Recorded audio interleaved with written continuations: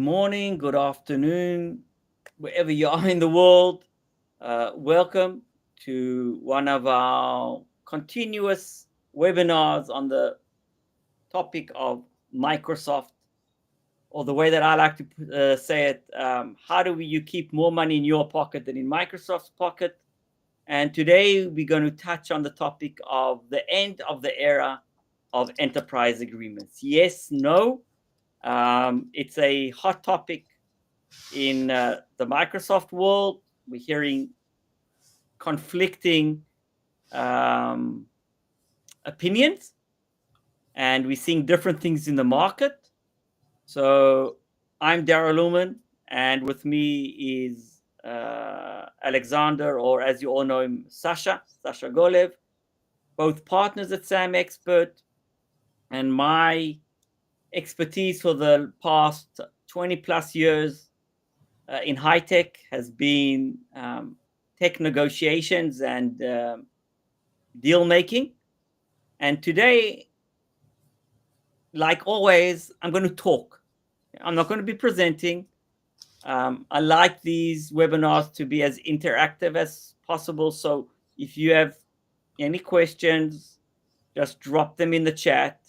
If you want to pass them on afterwards, feel free to do that.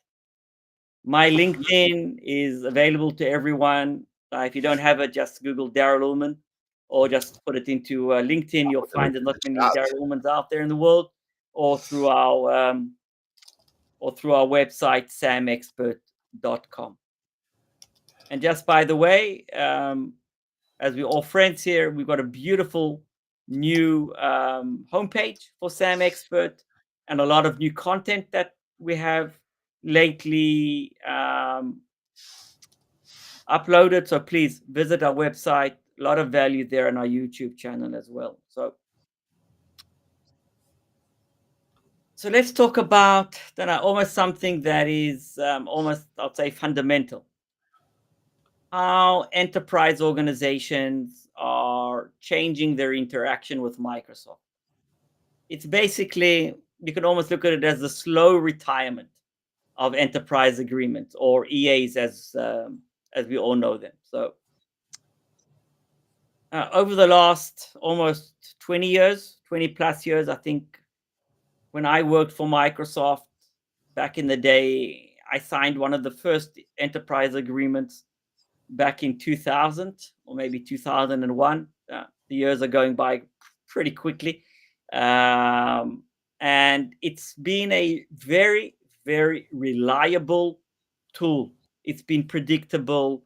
It's discount driven, contractually robust. It's basically provided I don't say a really good framework to work with Microsoft. And over the years, thousands and thousands, maybe hundreds of thousands of organizations globally have really relied on enterprise agreements. They've evolved, amendments, T's and C's have been negotiated, multiple changes have been made to the verbiage of the contracts to adapt and to meet specific enterprise needs. A lot of negotiation and time and effort has gone into that. Whoever's got an enterprise agreement recognizes the fun when a enterprise agreement comes up for renewal 3 or 5 years after the start date, and then you start collecting all those enrollments and amendments and addendums, and you've got a pile like this of various contracts. So it's not an easy contract to control, but over the years, each organization has basically customized it to their own needs. Yes, there are organizations out there, I'm sure there are people out there that are saying, well, my enterprise agreement is vanilla. We've never negotiated one clause. Microsoft has never been willing to open up the enterprise agreement for discussion. Yes, that is true. There are many out there that the agreement has never been touched. But for the larger of the enterprises, the more complex of the deals, there's a lot of changes and customization that's been done. So what's happening today? I would say that we're in a transitional phase. Microsoft is actively shifting organizations towards what Microsoft perceives as a more flexible or to more flexible frameworks of engagement. I think they're less predictable, but again, open for discussion, and time will tell. And that's the MCAE and the CSP agreements. Today, I'm going to touch high level because each one, the MCAE and the CSP, each one is a world in itself. We've got some future on this topic. We've got a whole series coming up. I think there's 4 additional webinars that I've planned, and each one will take you on this journey of understanding what are the alternatives, how to negotiate each one of these contracts, pros, cons, and what to look out for. Today, we're going to start this initial stage of understanding the transition, what you're potentially going to be losing out, high level, what you need to be looking out for, and what you need to prepare for going forward. So it's not just a mere licensing change. Licensing is like an evolving beast.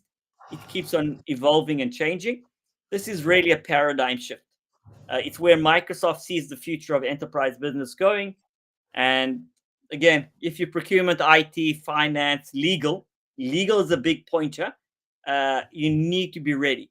One of the things that we're hearing a lot from our customers, especially, as I said, large enterprises,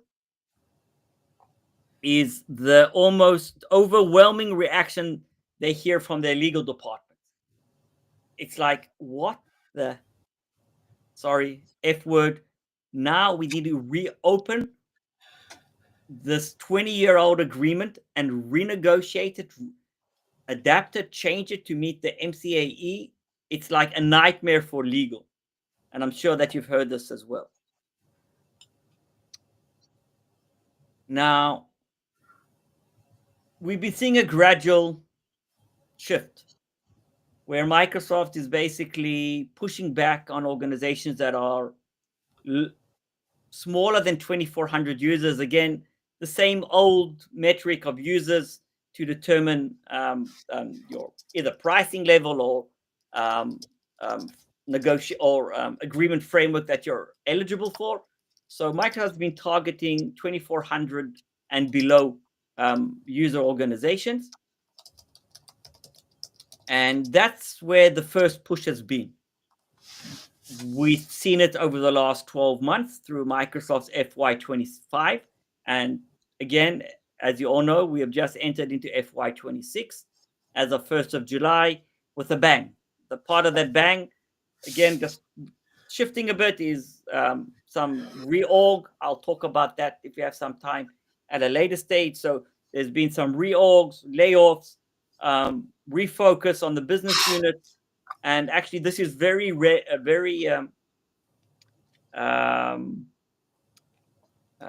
the word I'm looking for? The reorg is in line with the shift to MCAE and CSP.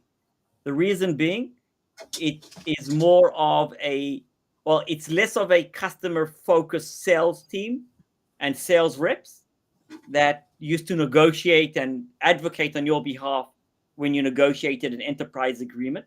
And as this shift is coming, pushing you towards more of the channel, that's the CSP, or to MCAE, direct to Microsoft with a digital 11-page contract, very difficult to negotiate terms and conditions, almost, I would say, not exactly, but more than a take it or leave it type of approach. This whole reorg that Microsoft has announced is basically aligning the workforce to more of a channel aspect and more of a technical pre-sales team, less sales-orientated, trained people. So again, very much aligned to what we're seeing with the shift from EA to MCAE and CSV. So everything's coming into play now. You can now at the beginning of FY26, we can actually see the bigger picture of what Microsoft is doing and where they're going with their business. So what do you need to do as an organization? So if the first stage is to actually understand, is the EA still valuable for you? So if you're under 2,400 user organization, Microsoft, if you haven't started negotiations on a renewal and you start this year, you'll see Microsoft out of the door will basically say, well, you can't renew your EA. You need to either choose a CSP, that's the default, or an MCAE. Um, I just want to point out, over the last 12 months, we have been successful as consultants to keep some of our customers, not 100%, on an enterprise agreement. So it hasn't been an easy process, yet with the right context and negotiation strategy, you can still keep your EA in place. It's not always viable. So it's not, yes, we have an EA, we have to stay on EA, it's the best option. No, it's not the best option anymore. It is a option that needs to be considered. And again, you need to just analyze if you want to stay on the EA or a alternative option is the best way forward. So don't get fixated on the EA as an EA, but what is the best fit for your organization? That's the first stage. So don't, don't stress out that the EAs that you're being pushed to in different contracts. So again, that's been the first stage, under 2,400. Now we're starting to see it above 2,400, with much larger organizations where Microsoft is trying to position the MCAE as the go forward contract instead of the EA. So that's something that we're starting to see now. We start to see in the last 3-4 months, and I think it's actually going to that push is going to be more aggressive as we move into the new FY of Microsoft. So this also requires I'd almost say a paradigm change. So one of the big things that we're seeing in the market is that, and this is not only with Microsoft, it's the entire IT budget structure has changed. So if you haven't seen it, you're going to see it. And I'll be very surprised if somebody raises their hand and they basically say, well, we're still budgeting and our predictability for budgeting and spend is exactly as it was 3 or 5 years ago. I'll be very surprised, because the whole budget planning paradigm has changed. Annual cycles have changed. Commitments have changed. The way that you're being billed, of course, through cloud software has changed from end to end. So today you need to have a more, I'd almost call it fluid and dynamic resource planning, shorter product life cycle purchases. Budgeting is, of course, decentralized. So again, how do you manage that? And then again, these new contracts, these new licensing contractual vehicles of MCAE and CSP are there to meet this whole paradigm change in how IT budget is managed uh, on an ongoing basis. So I'd almost say the first stage in your agenda is to understand how your budget, to prepare your organization internally if you haven't already, um, and understand how the dynamics of budget planning, of procuring, um, um, is actually changing as we know. This is part of how do you pay for the changing IT scene, or the IT changing market, and now it's hitting budgets and it's hitting procurement, and of course legal uh, is following. So what does that mean from an MCAE perspective? Just say one of your alternatives is going to be the MCAE, and you're not going to stay on the enterprise agreement, or you're looking at the MCAE as an alternative. So I always say at face value, it really sounds great. It's an evergreen, meaning there's no renewal pressure. like with the EA, every 3 to 5 years, depending on your contract duration. It supports all modern services like Azure plans and Macs. You can start with as many users as you need. And again, it's digitally managed. And of course, the setup is much smoother than the EA. It's been structured and planned for the new era of licensing, where EAs have basically evolved from on-prem perpetual licenses plus software assurance, and almost on-prem servers, on-prem applications, where everything today is is Azure based or 365 based, and everything in between. So yes, there's much more flexibility, but the flexibility comes with some challenges. First, there's no built-in volume pricing. You have to negotiate it. So you don't have the tiers, those 4 tiers that you have in the EA, A, B, C, and D. That doesn't exist. There's one price list for all. Basically, you have to negotiate actively.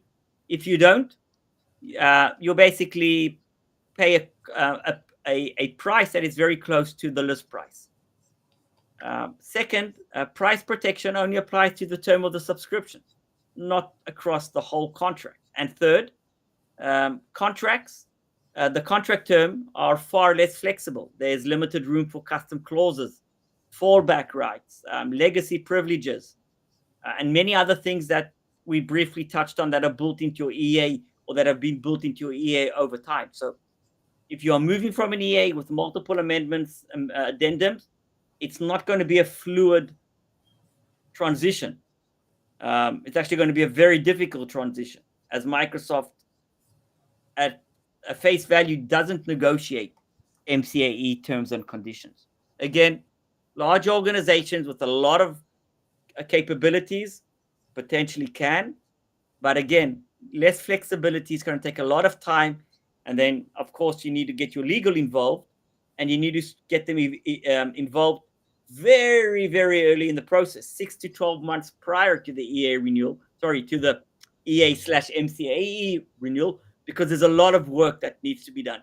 Don't wait to the last minute, because otherwise you're going to lose a lot of your past benefits that you had in your EA. So basically, although the MCA is, yes, it's a much more modern contract, it basically puts a lot more responsibility on you as a customer. So it's not just another renewal. You basically, well, I'd almost say you're governing the licensing on a rolling basis. So, and I'll talk a bit about some of those differences in how the terms and conditions actually evolve under an MCAE. So not everything is covered at start. In general, again, if you're new to an MCAE, what you'll find out is that the MCAE has certain provisions in it, in that 11-page document. And as you start adding additional products, actually Microsoft rolls in additional terms and conditions per those new products that you add in. So it's like a evolving contract. It's almost a living contract that keeps evolving over time, where your EA, as you all know, is basically set at the start of your agreement, except for the MBA or MBSA that's evergreen for the last how many years you've had it. But everything else, agreements, enrollments, and everything is basically the terms stay in place for 3 to 5 years. It's not a living entity. An MCAE, I'd almost say, almost is a living entity in certain aspects. And again, it's direct with Microsoft, if I didn't mention it, or if it's not the MCAE, if it's not obvious. On the other hand, we have the CSP. So the CSP has also been around for quite a few years, and it's basically it originated and designed for SMBs. And over the years, it's basically evolved and changed. It's still a partner-led monthly or annual agreement. It has no minimum seats.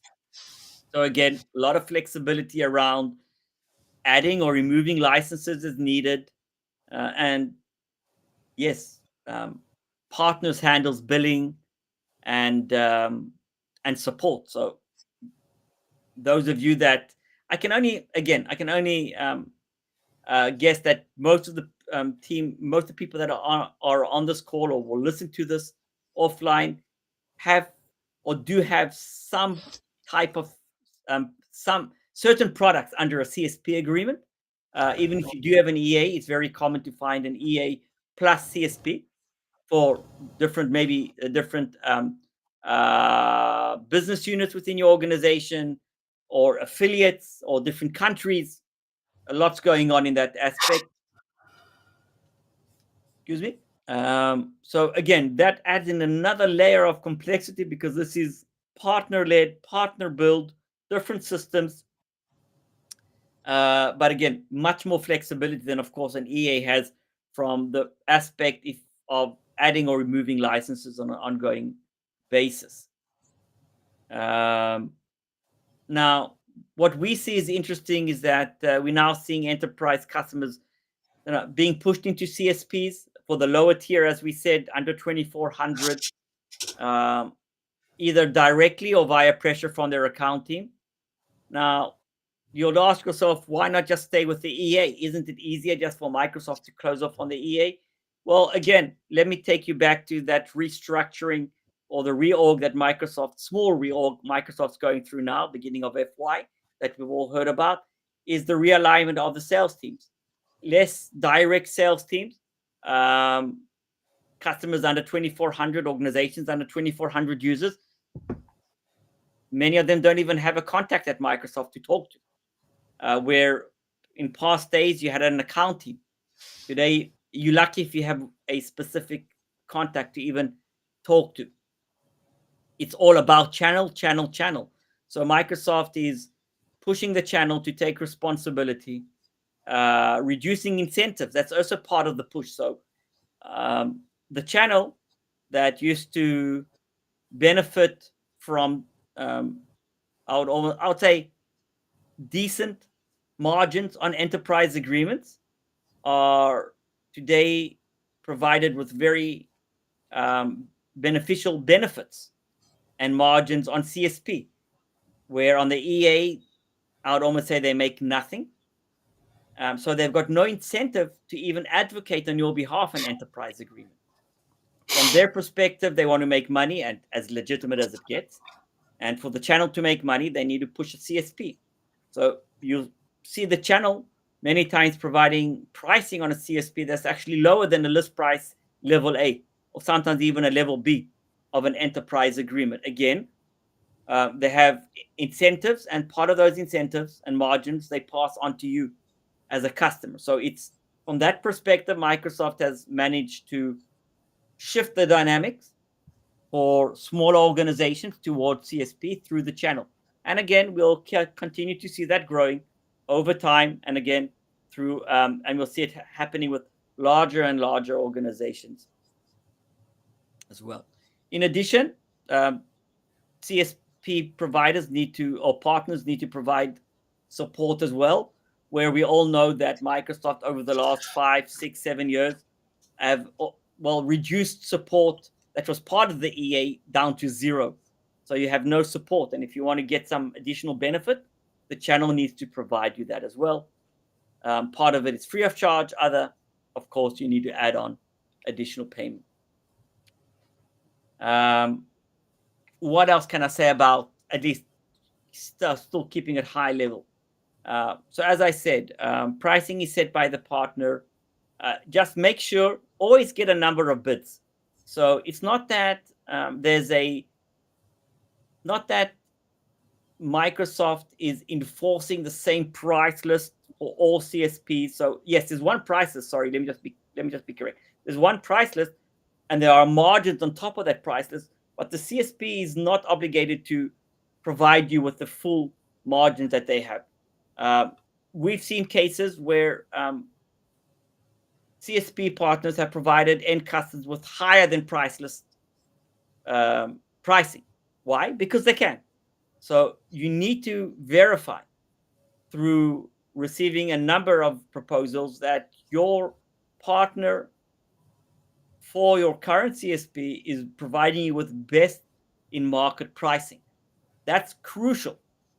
It's crucial because, as I've said, we've seen above price list quotes, and of course we've seen below price list quotes.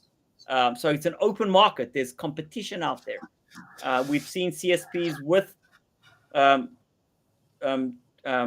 variances of support as well.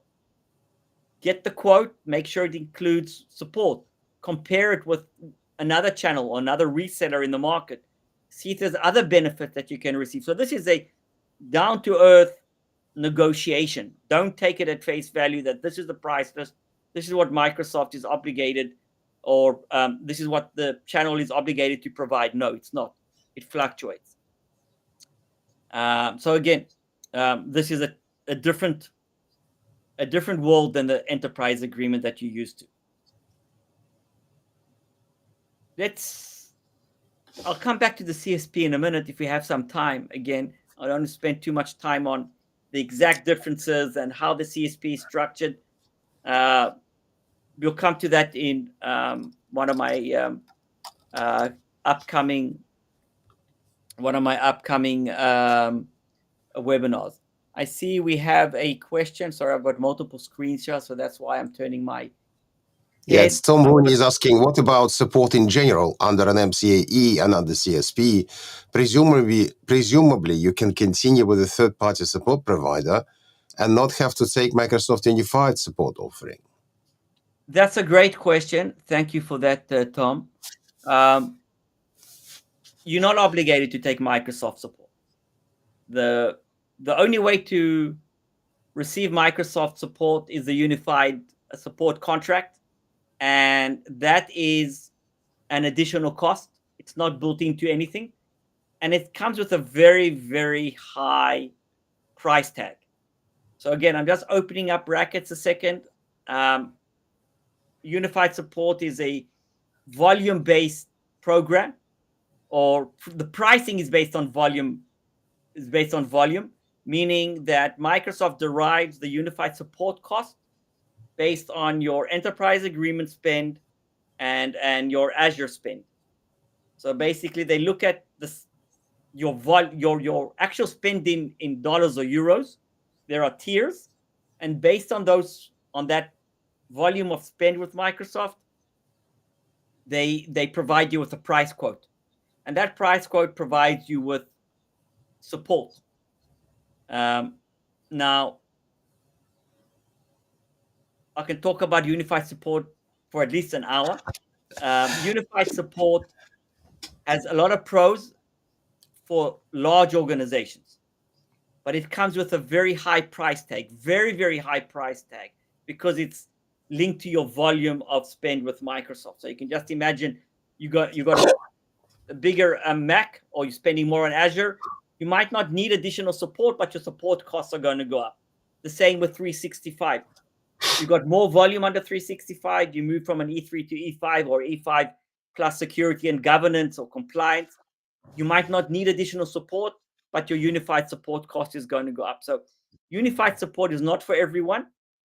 There are third-party support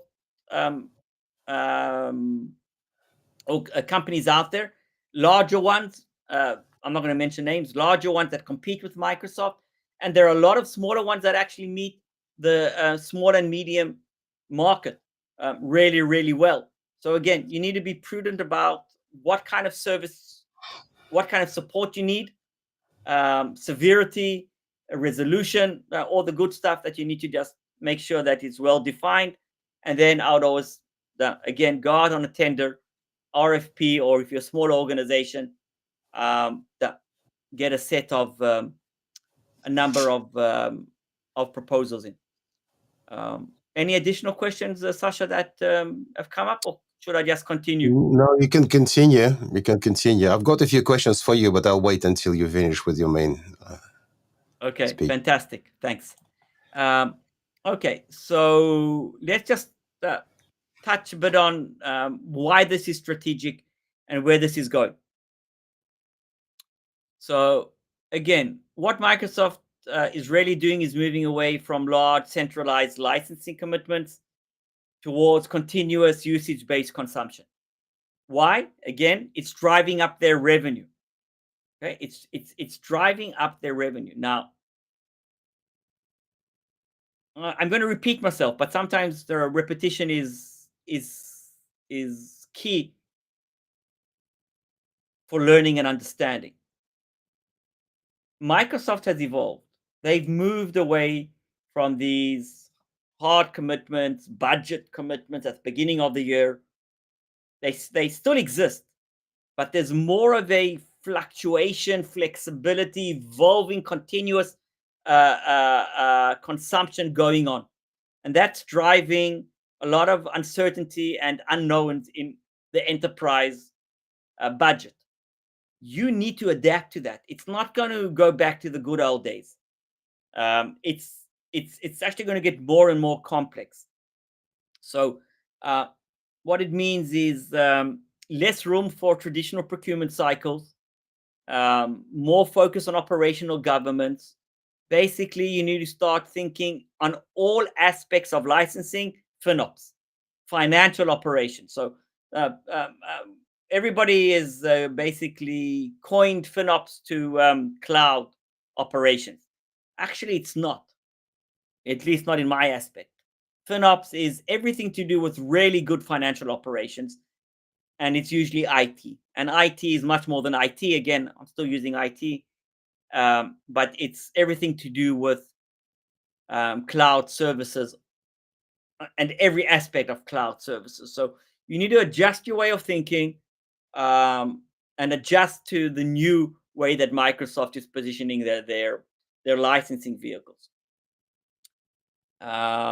Again,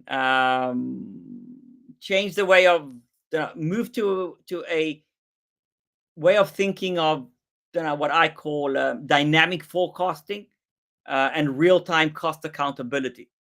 Big words, but super important. Think about it again. Dynamic forecasting, it's not a set forecast. It needs to fluctuate. You need to have a bit of flexibility there. And there needs to be cost accountability within business units of your organization. So you might be saying to yourself, I came to a webinar about the future of EA, and Daryl is, I don't know, talking about internal forecasting, budgets, accountability. He's gone in the wrong direction. No, I am absolutely head on with what you need to understand, because it's not just a change of, oh, we're moving from an EA to an EA plus. You need to change the whole way that you manage your business, and that means align with all the business managers and business unit managers, because what's happened and happening dynamically is that budgets are now per business unit. Or at least it should be moving to business unit. It can't be centralized, because services and usage is business unit oriented, and there needs to be real-time cost accountability across the company. Otherwise, with CSP and with MCAE, you're going to get lost, because the world is changing. And again, it's nice to talk about Microsoft, and because Microsoft usually leads the pack, but every single vendor out there, from the larger of the vendors to the smaller of the vendors or the software vendors, are doing exactly the same. And if they're not doing it now, they're going to be learning from Microsoft, and they're going to just follow the lead. Again, you need to adapt. Part of it, of course, is the change of negotiation dynamics. If you had to negotiate every 3 years or longer, today it's almost negotiating on a continuous basis. If you're moving to one of the new agreements, it's basically term by term, partner by partner. You might have multiple CSP, multiple partners, different partners for different countries, for different entities. The MCAE also provides a lot of flexibility from that perspective as well. It's almost like rewriting your internal playbook of procurement. Can I chip in just a little technicality? Absolutely. Please do. So everybody understands, because I still meet procurement that they have no clue about this. What they used to is going back to the negotiation every 3 years, because that's the term of an enterprise agreement, 3 years. It starts in 2022, ends in 2025. On the MCAE or CSP, there are multiple subscriptions. It's an evergreen agreement. So you start a subscription with a new product at a certain point. And then when you come to the point of renewal of that product, that's when you negotiate that particular product. And you have to manage multiple misaligned products. And it's not a rare occasion in our practice these days that some large organizations even reopen a negotiation mid-term, because the mid-term they realized that they had some what they thought is a fantastic agreement with Microsoft, which didn't turn out to be fantastic. So what Daryl says, the negotiations now become an almost day-to-day reality. It's not just a paradigm, something big words we're trying to impress. It's a reality. It's what you deal with. Yeah, I can't agree more. Thank you for emphasizing that, Sasha. I want to just provide you with a really high-level overview of what's the differences between an EA and an MCAE. For more detail, you can go to our website, and we're going to be publishing all of this, the webinar, and we've got quite a few white papers and articles that are going to be published in the next few days. So just keep focused on that. So basically, I want to go over some key features. So the term of the EA is a 3-year fixed term. And the MCAE, I'm just staying with MCAE a second. I'll leave out the CSP. Is basically evergreen. It's flexible. It's 1 to 3 year subscription. EA minimum seats used to start at 500 all the way up to the biggest of the organizations. With the MCAE, there's no minimum. Discounts, again, volume based. You had tier A, B, C, and D. MCAE, negotiated per subscription. Software assurance, part of an EA, again, in the good old days, was included. And then we moved to subscription based. MCAE, you hardly ever find software assurance. It's basically, well, it's not a default, of course. Azure support, EAs don't include Azure anymore. You need to add a MACC agreement. So it's not exactly a clear fit. It's an additional agreement, additional terms and conditions needs to be negotiated, and the billing is completely different. MCAE, big benefit. It supports Azure spend or Azure commitments, MACCs, part of the Azure plan. It's been embedded from the start as part of the program. Price protection, you had a great 3-year lock-in price protection under the EA. Here it's only under the MCAE, it's only for the subscription term. Again, more fluctuation in pricing, less uncertain, more uncertainty. When I'm going back to the adapt, how procurement needs to adapt. Amendments, addendums. Again, for the large of the organizations out there, completely customized. MCAE, limited flexibility, not easy to negotiate. Renewal event, as Sasha pointed out, old type of not old type. Everything's moving so rapidly these days. But as of date, every 3 or 5 years, depending on your contract duration under the EA. Here, there's no fixed renewal cycle, continuous. And product modules are bundled. And I talked a little bit about how under the MCAE, it's modular and dynamic. So basically, as you add in products, it's like a evolving contract. Microsoft will add on additional modules regarding terms and conditions per those specific products. So some major changes between the two contracts. It's, as I said, it's not just an EA versus EA version 3.4 or whatever. It's a complete paradigm. It's a complete paradigm shift.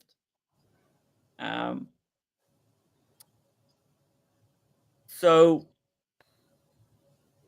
you're asking yourself now, what should I do? What's next? So I would say that if you're an organization under 2,400 users, verify if you actually need an EA. If you want to be persistent and assertive about continuing your EA when the renewal comes up. As I said, don't look at the EA as the holy grail, as the target. You need to understand what's going to best work for you going forward. You need to look at your Azure consumption, what you need there, your billing cycles, your internal budgeting, how you structured paybacks,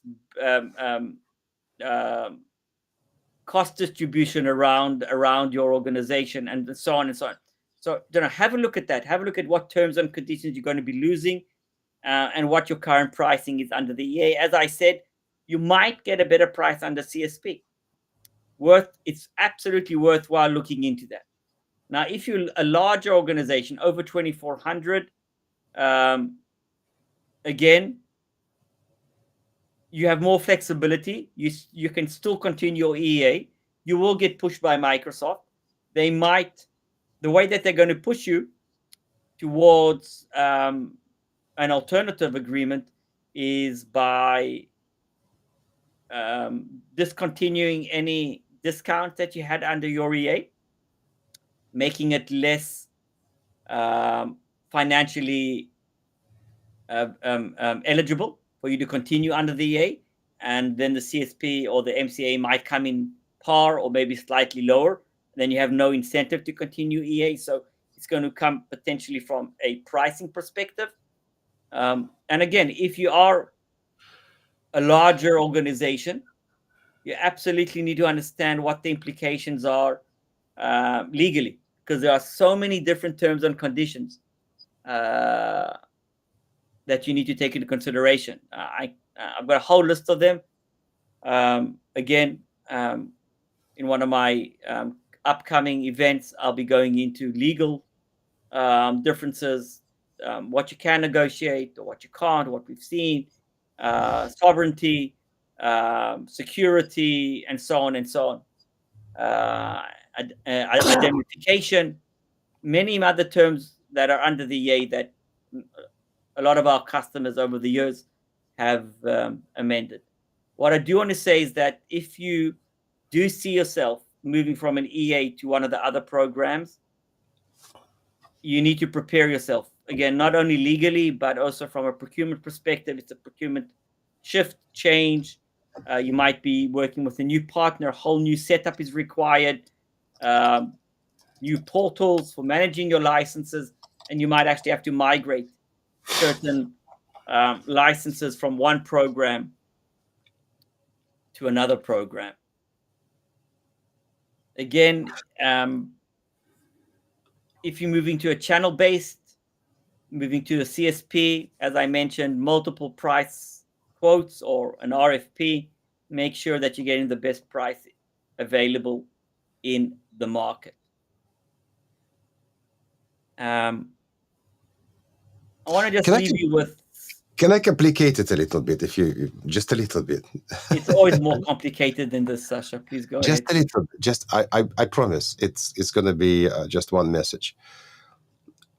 If you are predominantly, mostly 95%, 99% these days in the cloud, Microsoft 365, Azure, Microsoft Azure especially, I'm talking about Microsoft services, Microsoft products. And if you are below 2,400 seats, somewhere in that range, the shift will probably be not that significant. Yes, there are nuances, there are complications, as Daryl said. Just listen to what Daryl is saying. However, if you have any significant still share of on-premise, or you are using cloud services not from Microsoft, even including AWS and Alibaba and Google, but also when you use third-party providers, some other outsourced MSPs, talk to somebody who knows Microsoft licensing. Why? because you switching to all of your products to the new licensing agreement may actually change the licensing rules that apply to those products, and what you have currently may not work. The chances of that are slim. They still exist. So if you're precious about your outsourced environments or on-premise environments, just do a verification, just in case. And there are ways to mitigate that. You can still move the majority to the new agreement and keep something on some kind of an old style agreement, not necessarily EA. So there are ways to do so. Please just don't disregard that completely. Thank you for that, Sasha. So what I want to leave you with is the understanding that the changes have happened. There's going to be no rollback on the programs. It's taken Microsoft, I think, almost 10 years to get to this position with the EAs. They've been working on it, and now we're seeing it happen. It's evolving, it's changing. It's still going to take a few more years until EAs completely disappear. Maybe longer than a few years. The larger the organizations are going to stay on EAs for at least 3 to 5 years at minimum. Contracts or EAs are still being signed today. Okay, we work with organizations that signed EAs quite a few times. Quite a few EAs have been signed in the last 12 months, and of course we only deal with part of the market. So I can only expect at least 3 to 5 years. What's going to happen in the next renewal cycle, 3 or 5 years down the line, I don't know. Difficult to tell. But those of you that you've got your EAs coming up for renewal in the next 12 to 24 months, you need to be prepared for a paradigm shift. You need to get acquainted with the new programs intimately, because it's a lot of money, and it's going to change how your procurement works and who you work with. Again, everything's changing. The world of the cloud is not just IT shifting to a whole new world. It's how procurement works, how budgets are constructed. As I said, flexible procurement, flexible and adjustable payment schedules that are evolving. So I want to leave you with that. You're more than welcome to join me on one of the future, it's set up for the next few months, webinars on the subject. Again, we're moving slowly, progressing, just building up this knowledge base with the market, and you can follow everything. Again, this is going to be available offline on YouTube, other channels, website, everything's there. Many times what I say, you don't actually need us. If your contract is not that complex and you feel confident to negotiate, you don't need us, or you don't need a third party. Just go out there and look for the information, and you can self-educate yourself. But if you do, again, we need to make a living, so happy to talk to you whenever you feel that it's the right time. So that's what I want to leave you with. That's what I had to, that's the knowledge and the information I wanted to share with you today. I've got another question from Tom. Thanks, Tom, for the participation. Let me just read it out loud.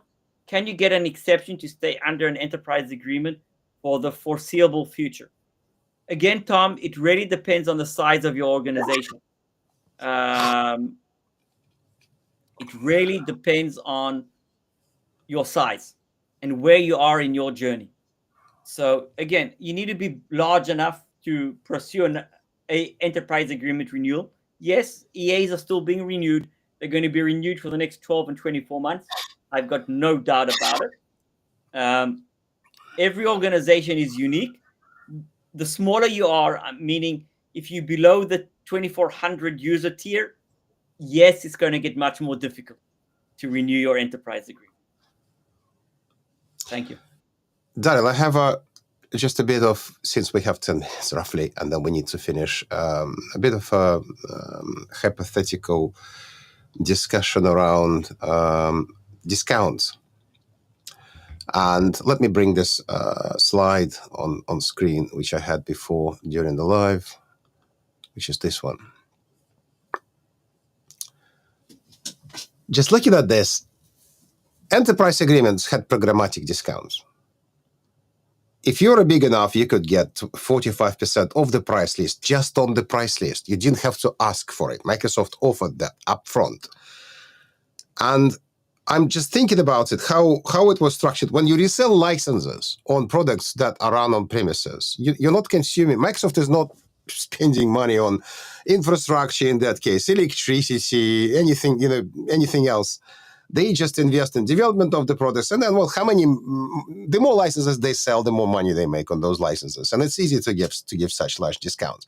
Governments get crazy discounts, used to get crazy discounts, up to 85% of the price that a small organization would get from Microsoft. Now we, in this reality, if you look at the 2025 pie chart on the right side, the blue part of the pie is Azure, which is resources. Microsoft is paying for those resources. They invest in Azure. They build new data centers. It's electricity. It's other costs. Lots of costs that are pumped into that. 80 billion on AI infrastructure. It's not a part of this. But well, yes, it is. Yes, it is a part of this. Then M365. It's partially running on clients' machines, but there's also an infrastructure in the cloud that also consumes resources. So is this the reason why Microsoft is not offering discounts, programmatic discounts on MCAE? We all start from some hypothetical price that nobody's seen, by the way. And then when they talk to a large organization, they just say, we just brought you a 45% discount off the price list. Is that the reason, or is it something more, I wouldn't say strategic, it's just a completely different view of, okay, fine, let's not give anybody any discounts until they really ask and hardball us? Yeah, I think it's a combination.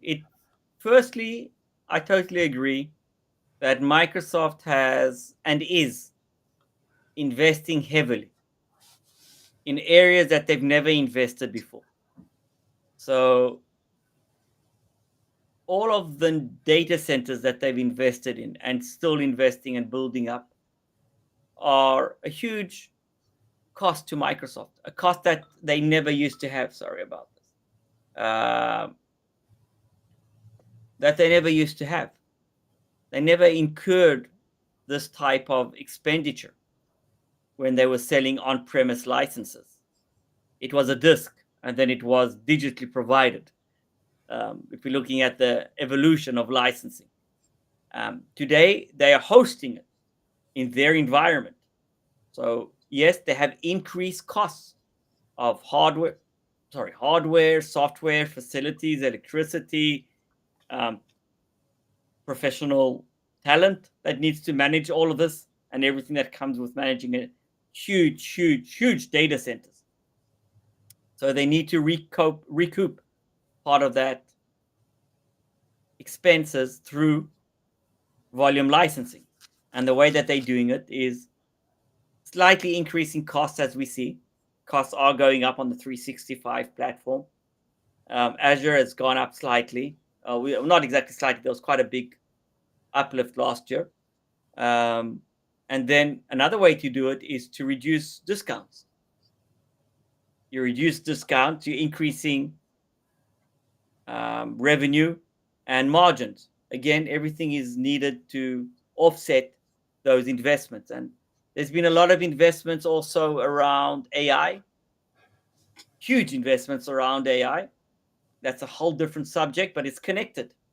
That's why we're seeing a flat price for Copilot with very, very little discount flexibility. Even for huge organizations, discounting is far, far below the norm of what organizations were used to, of that size.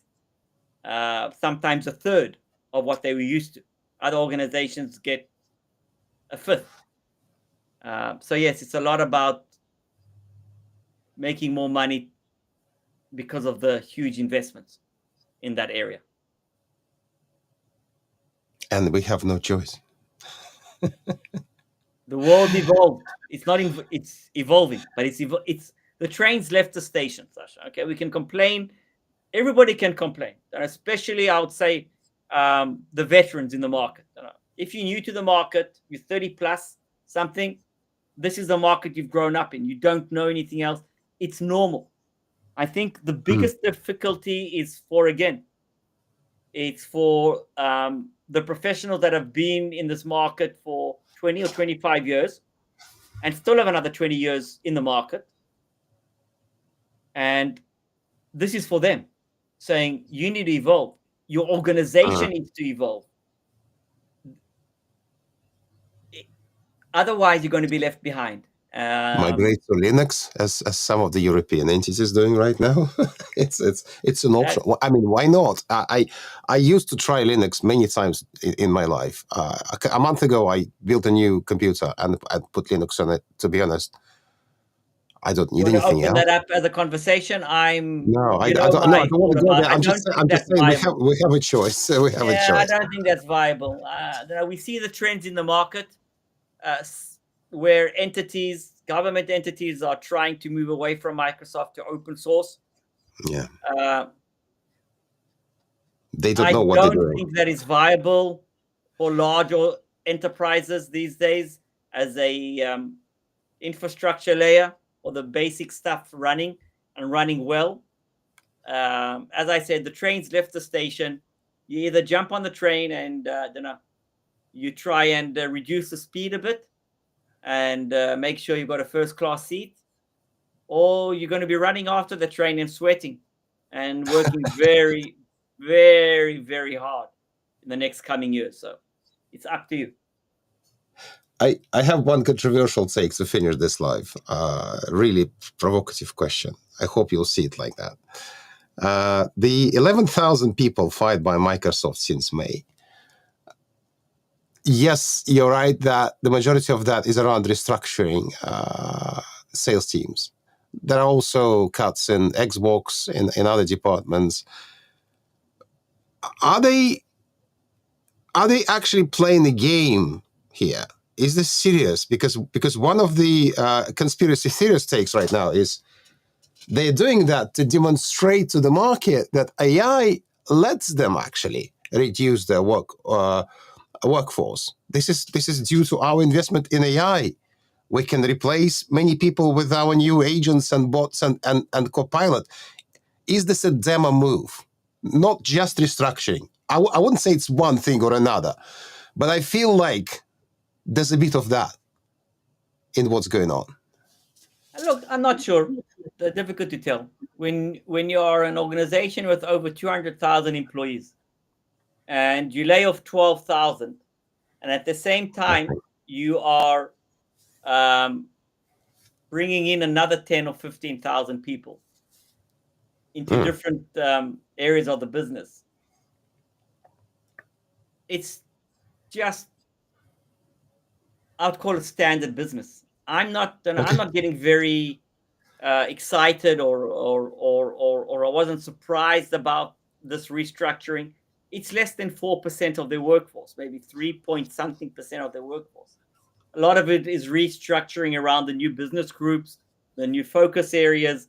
Yes, moving away from direct customer-orientated roles to more of a channel-orientated role. But this is just the standard evolution of the business. It's been going on for years.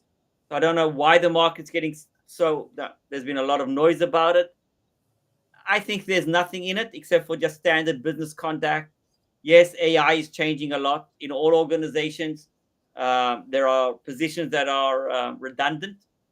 And what I think that most people need to understand, this is the last thing I've got to say, is that if you're not technical or technically orientated and upskilling yourself, you're going to have no job. Sorry. Because a lot of these people that are being laid off are less technical, less orientated to changes. And Microsoft wants personnel that are more techie. They sales, they marketing, but they're technical. So a new world's out there and everybody needs to adapt. Thank you, Daryl. On this note, thank you everybody who's been with us today. We've come to the top of the hour, and there's no reason to waste any more of your precious time. But I hope it wasn't wasted. Please come again to our live events. You can always find them on our LinkedIn page, on our YouTube channel. We announced them up front a few weeks up front. So you may just passively sit and wait until we invite you, or you can just find them and attend. And even if you miss an event, we're going to send you a recording. So please stay with us. And I really hope you learned something valuable today, which you can use in your everyday job. Thank you. Thank you, everyone.